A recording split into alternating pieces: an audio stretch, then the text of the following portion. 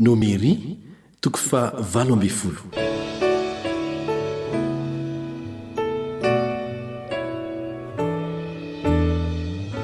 Ny amin'ny raharahan'ny Levita sy ny mpisorona ary ny zavatra izay natao anjarany.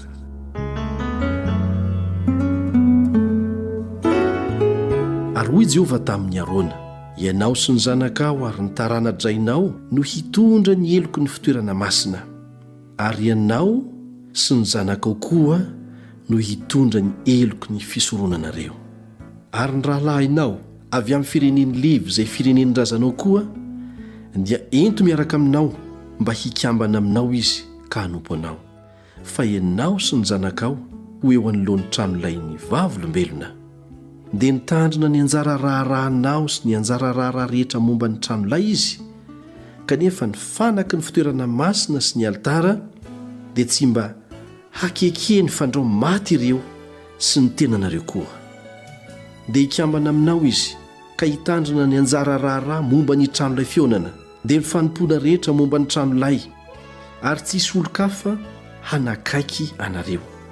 Dia ho tandremanareo ny anjara-raharaha momba ny fitoerana masina sy ny anjara-raharaha momba ny altara, mba tsisy fahatezerana hahazo ny zanak'Israely intsony.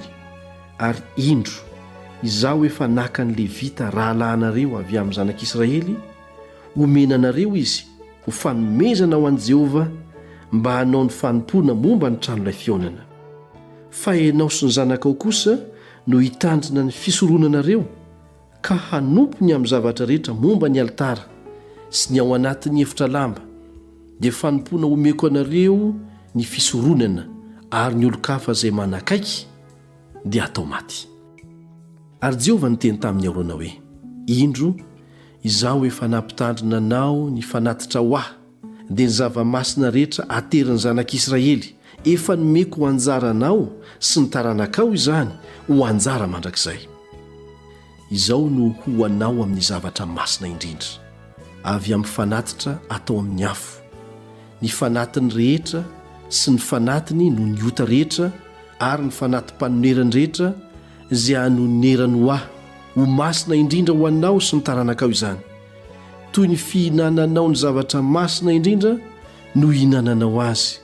Ny lehilahy rehetra no mahazo mihinana azy, masina ho anao izany. Ary izao koa no ho anao. Ny zavatra omeny ho fanatitra dia ny fanatitra evaeva rehetra aterin'ny zanak'Israely, dia efa nomeko ho anao sy ny zanakao lahy ary ny zanakao vavy koa izany ho anjara mandrakizay. Izay rehetra madio amin'ny ankonanao no mahazo mihinana izany. Izay rehetra tsara indrindra midiloilo sy ny ranom-boaloboka ary ny vary dia ny voaloam-bokatra aminy izay ateriny ho an'i Jehovah dia efa nomeko anao. Ny voaloam-bokatra rehetra eo amin'ny taniny izay ateriny ho an'i Jehovah dia ho anao. Izay rehetra madio amin'ny ankonanao no mahazo mihinana azy. Ny zavatra rehetra voatokana amin'ny Israely dia ho anao. Ny voalohany teraka rehetra izay ateriny ho an'i Jehovah, na olona na biby, dia ho anao avokoa. Kanefa tsy maintsy avotanao ny voalohany teraky ny biby maloto, dia avotanao koa. Ary ny amin'ny fanavotana azy dia izay efa iray volana no avotanao, araka izay ataonao tombany, dia sekely 5 araka ny sekely masina gera 20 izany.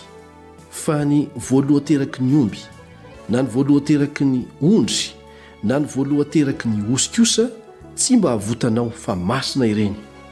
Ny rano dia atomponao amin'ny altara, ary ny saborany hodoranao ho fofona, ho fanatitra tao amin'ny afo, ho hanitra kasitrahana ho an'i Jehovah. Dia ho anao ny henany, ho anao tahaka ny tratra evaeva sy tahaka ny soroka ankavanana. Ny fanatitra rehetra izay alaina avy amin'ny zava-masina aterin'ny zanak'Israely ho an'i Jehovah dia efa nomeko anao sy ny zanakao lahy ary ny zanakao vavy ho anjara mandrakizay. Dia efa nikena mandrakizay asiany tsira eo anatrehany Jehovah izany ho aminao sy ny taranakao koa. Ary hoy Jehovah tamin'ny Arona, tsy mba hanana lova eo amin'ny tany ianao, sady tsy mba hanana anjara eo aminy. Izaho no anjaranao sy lovanao eo amin'ny zanak'Israely. ary indro ny taranak'i Levy efa nomeko ny fahafolo-karena rehetra amin'ny Israely ho fananany no ny fanompoana izay ataony, dia ny fanompoanany amin'ny trano-lay fionana, ary tsy mahazo manakaiky ny trano-lay fionana intsony ny zanak'Israely fa ndrao meloka izy ka maty. Fa ny Levita ihany no hanao ny fanompoana momba ny trano-lay fionana, ary izy no hitondra ny elony ho lalàna mandrakizay amin'ny taranaka-reo hatramin'ny taranaka faramandimby izany, fa tsy hanantany lovany eo amin'ny zanak'Israely izy. Fa ny fahafolo-karenan'ny zanak'Israely izay atery no fanatitra ho an'i Jehovah dia efa nomeko ho an'ny taranak'i Levy ho fananany. Zany no nilazako taminy hoe tsy hanana lova eo amin'ny zanak'Israely izy. Ary Jehovah niteny tamin'i Mosesy ka nanao hoe mitenena indray amin'ny Levita hoe rehefa raisinareo amin'ny zanak'Israely ny fahafolo-karena izay efa nomeko ho fanananareo avy aminy, dia hanalanareo ampahafolony kosa ho an'i Jehovah izany. Ary ny fanatitra alainareo dia hisaina ho anareo toy ny vary avy eo ampamelona sy ny divay avy eo amin'ny famiazana. Toy izany koa no hanateranareo ny fanatitra ho an'i Jehovah avy amin'ny fahafolo-karenanareo rehetra izay ho raisinareo amin'ny zanak'Israely, ary avy amin'izany no hanateranareo ho an'i Jehovah dia ho an'ny Arona mpisorona. Ary amin'ny zavatra rehetra omenanareo no hanateranareo ny fanatitra rehetra izay alaina ho an'i Jehovah dia amin'izay rehetra tsara indrindra avy aminy dia izay zavatra masina avy aminy.